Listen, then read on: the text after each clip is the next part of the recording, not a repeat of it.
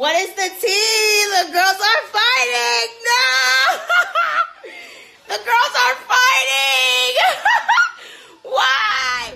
Hey, what's up, y'all? This is Rodney, and I'm back, and I wanted to go ahead and give my review over Married to Medicine. This is episode 9. Charges to my head and not to my heart. I did not review last week. I'm probably not going to go back and review it either. But we're here. This is a new week, and, I wanted to go ahead and get this out before it turns into a situation like last week. All right, so the girls arrive at the restaurant, right? Heavenly, and it took me a while to get what was going on. Heavenly says she was gonna order some deviled eggs, right?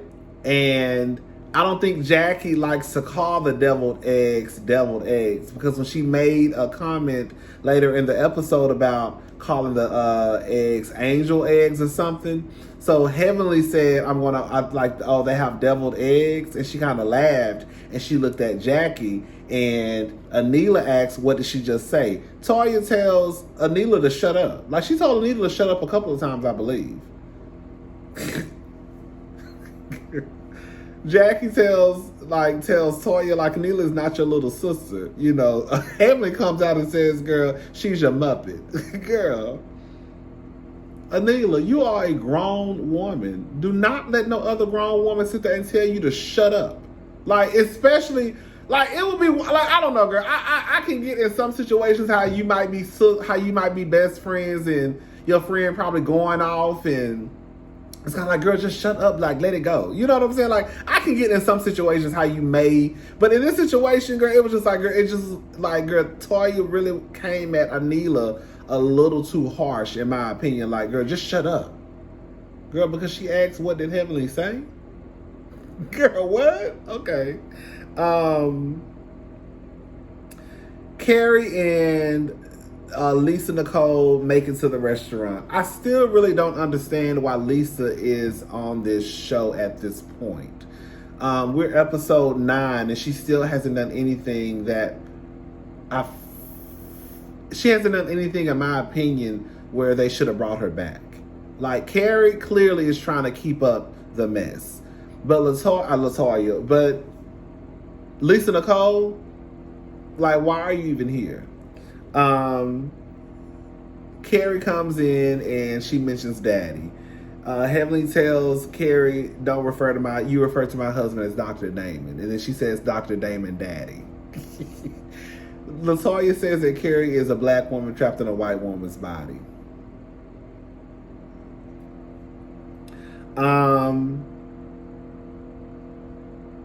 The Green-Eyed Bandits, they arrive.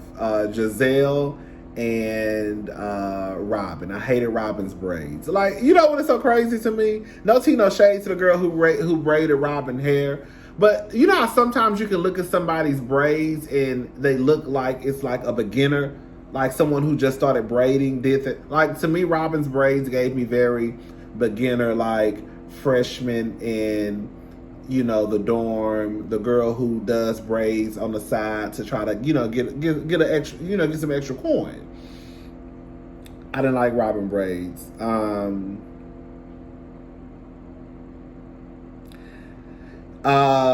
Contessa mentions Jamal, I guess, speaking at the rally earlier that day or the day before. I think it was earlier that day. And she calls Jamal Giselle's husband. And Giselle corrects her and lets her know, that's not my husband. We're not engaged yet. Basically we're back talking, whatever, but that's not my husband. Jackie says the second time around you set some boundaries like me and Curtis. She said that in her confessional.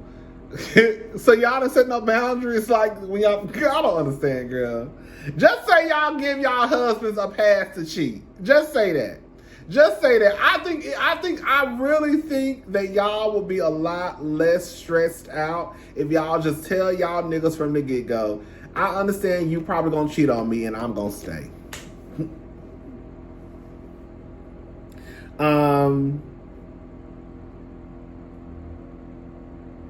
So Jamal goes and he hangs out with the guys, which I thought was kind of I could see why they probably brought Giselle and Robin in, just kind of like, oh, you know, let's bring the Potomac girls in because this is probably around the time, you know, we'll air this, and then Potomac will be coming on in a couple of weeks or whatever, a month. I think Potomac comes on in probably like a month or two.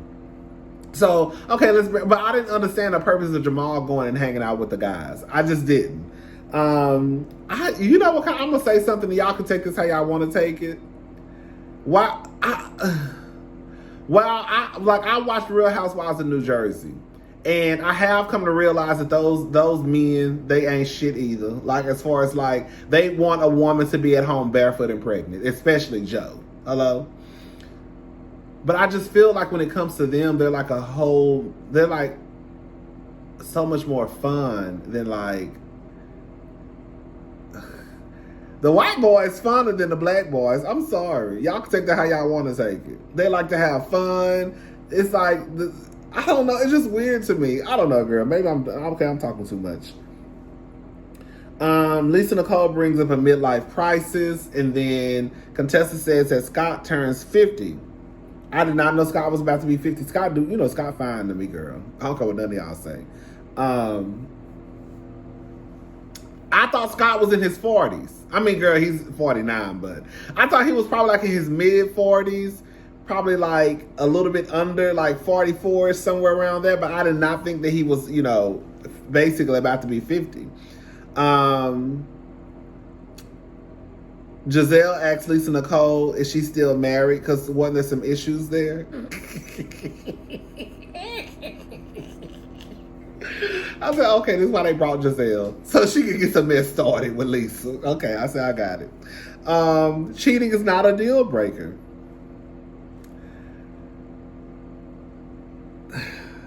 A lot of the girls be like, oh, girl, my man cheated on me, I'm leaving. But, girl, a lot of y'all stayed. Simone, the next day, Simone and Eugene are talking about Contessa and how she revealed that they were basically having marital issues. Eugene says that he thinks it's weird because they're so in public, like lovey-dovey. They wear matching t-shirts. I don't think it's weird. The truth of the matter is there are so many people out here who will put on a front for the public because they want us to perceive them as a certain way. Like Jennifer's mother off of Real Housewives of New Jersey. She is embarrassed that, you know, her and her husband are living together because she cares a lot about what the public thinks. Like, there are so many people, young and old, who stay in fucked up relationships, who stay with a man just to say, oh, I got a man. At least I got a man. You know, but it's like, it's so many people who stay in these relationships and put up these fronts for the public, but girl, behind closed doors, girl, they low-key Ike and Tina. Not even, girl, on some real shit. Like Ike and Tina in a car when they was fighting each other. Girl, finally when Tina whooped his ass.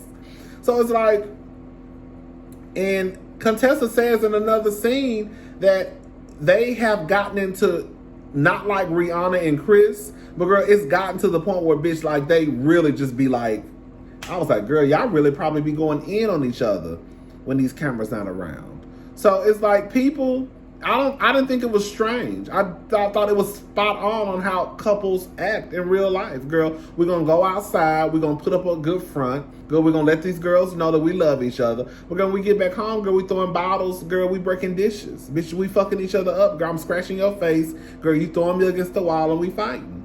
And even if it's not to that extent of you physically abusing each other or somebody getting physically abused, girl, y'all fussing, cussing, and hollering and treating each other like a random bitch or nigga off the street.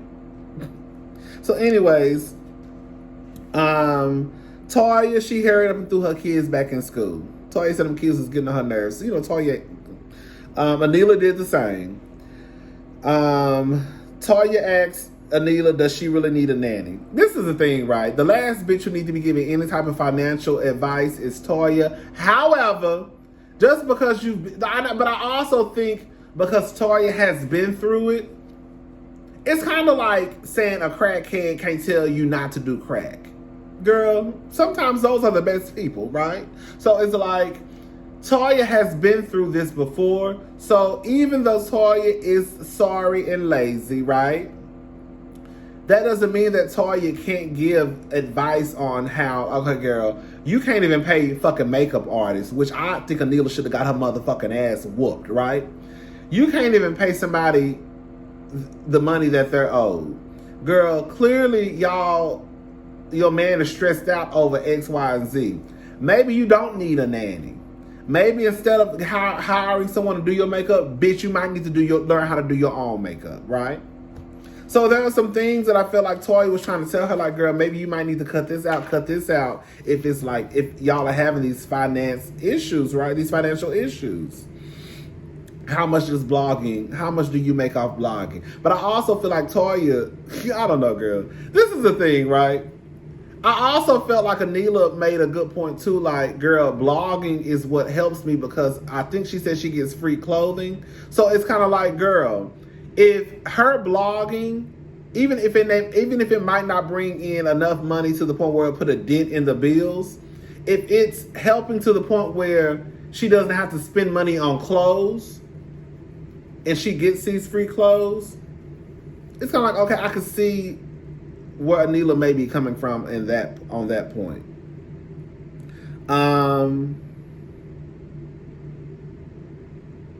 Heavenly is at home. Daddy asked her, did she cook? She said, I prepared it. He said, what does that mean? Heavenly said she had a nanny. When the kids were little, she had a nanny and someone who cleaned the house. Heavenly said, I wasn't doing all that shit. That's why I said Heavenly be so confusing to me. Y'all know I love me some Heavenly, but that bitch be confusing. Like, Heavenly be really trying to put on this, like, oh, I'm old school, and you know, I got pissed off when she told her baby girl to get up and help clean up because they were the women. Girl, what the fuck? Bitch, we done cook. Well, we didn't cook, but bitch, we done prepared the food and we gotta clean up the dishes. No, let these motherfucking niggas get up. Bitch, they ate too. Heavenly be trying to act like she all down for, like, this woman being in an apron and being barefoot and pregnant. But the truth of the matter is, girl, she talk about Toya so goddamn bad. Like, Toya is literally what Heavenly says that a woman is supposed to be, right? Like, when you think about the shit that Heavenly tries to say about, like, oh, a woman should let a man lead, a woman should do this, a woman should do this, a woman should do this. Well, I guess she's saying that Toya don't do none of that either. I guess she's saying the Toya bitch don't cook. Toya, you ain't got no job. You don't cook. You don't clean. But let me tell you, I got this ring. Swallow me. Yes. That's what Toya said. Toya said, bitch. Toya is the definition of WAP, girl. Toya said, I don't cook. I don't clean. But let me tell you, I got this ring. Yes. Anyways, I just hate when Heavenly starts talking that dumb shit. Like, girl, I guarantee you, if Toya, if I can't think of that girl name. Laura grew up to be like Toya, bitch, Heavenly would have a goddamn fit. Anyways, so Buddy got pissed off. Girl, Buddy got really emotional when Damon was talking about the story about how when he was younger, he like kicked over a sign. He got into a fight with security. Security called the cops. They pulled a gun out on him. And, you know, Damon tried to say, you know, well, I understand. No, girl, you kicking over a sign and a motherfucker pulling the gun out you is not equivalent, girl. No, I'm glad his sons told him, like, no, daddy, like, no, that's not the same. Even Hammond was like, no, that's not like, you kicking over a sign is not the same as a motherfucker pulling the gun out on you. Contessa meets up with this medical, I guess, professional guru. Like, I guess she helps people set up their offices. She tells the woman, don't hire no Naomi Campbell around here, basically. Don't hire no bad bitch, because we're going to have some problems. Jackie hired a cook, but she wants the girls to believe that she cooked the food. Girl, Jackie, you didn't even know how to work a microwave, bitch. You want these girls to really believe you done went in there and cooked all this food? Dr. Heavenly and Anila, they go together. For whatever reason, Toya was not invited. I don't know why. But Dr. Heavenly and Anila go together. They drive together to Jackie's. Jackie got a nice ass house. I ain't gonna lie. Her house is nice. Her kitchen is almost like, if I had my dream house, her kitchen would almost kind of be how I would want my kitchen. From the cabinets, like I'm not really a white cabinet type of girl, even though I do believe that like sometimes white cabinets, like, have you noticed like in some homes, like white cabinets can make the whole, it looks like bright and airy and light and girl, just sunshiny. But sometimes when you have like dark, that's my problem, because I like dark like furniture. I like dark stuff, you know. That sounded so nasty. But I like dark furniture and, you know, stuff like that. But I have noticed when I watch a lot of HGTV and even like just shows and I see people with these white cabinets, and it's like, it makes a difference in like kind of how like the vibe is. But, you know, I'm more of a, I'm a sexy, you know, I like the vibes to be sexy. So I want me, anyways, girl, so I like Dr. Jackie's house. Her kitchen is absolutely gorgeous. So Heavenly and Anila come. Simone arrives. I thought Simone looked great for whatever. Simone looked great. I'm sorry. Why am I apologizing about Simone looking great? Simone looked great. Quad arrives. She brought Simone some. She brought Simone some Ciroc. She brought Heavenly some Crown Royal. She brought Jackie a bottle of water.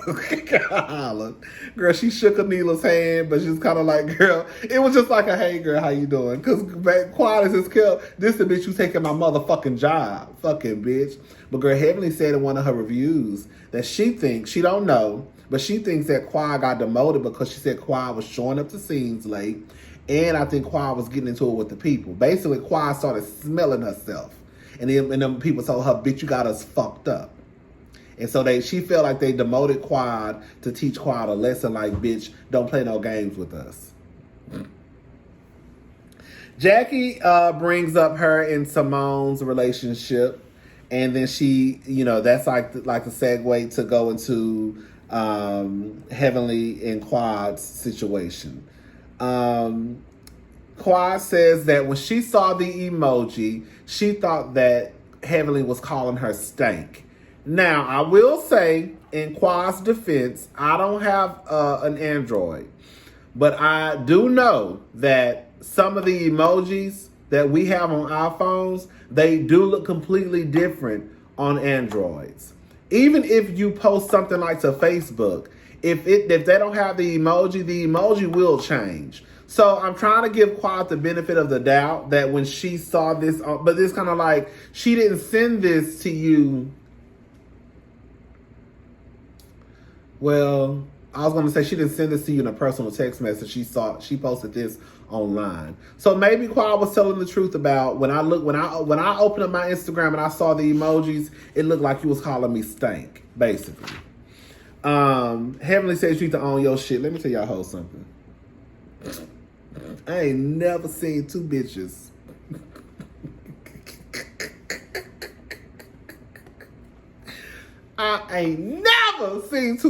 curse each other out as hard as Heavenly and Quad was cursing each other out. Come correct, hoe. Fuck you, bitch. Girl, them hoes is cussing each other hard. Girl, hard. Girl, to the point where, girl, they really low-key should have got into a fight. I'm sorry. Like, girl, we too old to be fighting, but girl, the way y'all going, you gonna watch your tone with me, bitch. Girl, I'm a grown-ass woman. Come correct, hoe. Girl, these... I was like, girl, come on. Girl, when I tell you, Miss Quad, and Miss Heavenly, Dr. Heavenly, girl, them girls was cursing each other the fuck out. I say that's how you curse a bitch out, bitch. You gotta put some motherfucking bass in your chest. Hello? You gotta make it come from your fucking gut. Bitch, when you cuss somebody out, you gotta make it come from your soul. Shit. Anyways, girl. They make up, I don't know why people think, like, this is the thing, right? And this is so sad because the girls who got real asses, girl, I think because we live in a land of just everybody getting their asses done now, which ain't nothing wrong with that. Some of y'all go overboard. But we live in a land now of everybody getting their ass done. So when we see somebody with a big ass, it's like, oh, girl, her ass is fake.